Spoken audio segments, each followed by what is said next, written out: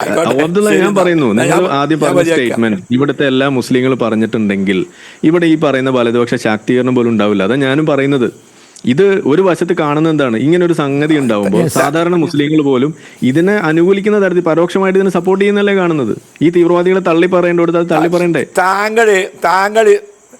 താങ്കൾ ഇസ്ലാമിൽ നിന്ന് പുറത്തുപോയി, താങ്കളെ എല്ലാവരും സമുദായം വെറുത്തു, താങ്കളുടെ ഉമ്മ അടക്കം. അപ്പോൾ താങ്കൾക്കൊരു അഭയം വേണം. ആ അഭയമാണ് താങ്കൾ ഈ ഭരണകൂടത്തെ അനുകൂലിച്ചുകൊണ്ട് പിന്താങ്ങിക്കൊണ്ടും ഇത്തരം ചാനലുകൾ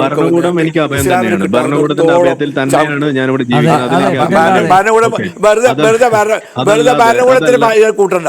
ഭരണകൂടമല്ല, താങ്കൾക്ക് ആങ്കർമാരും ഭരണകൂടാക്കിയപ്പോൾ ഞാൻ സംസാരിക്കുമ്പോൾ നിങ്ങൾ നിങ്ങളെ പണി പോലെ പ്ലീസ് പോരുത്. ഇത് നല്ലൊരു ദിവസമാണ്, അതിന്റെ ശോഭ കെടുത്തരുത് പ്ലീസ്, ദയവ് ചെയ്ത്.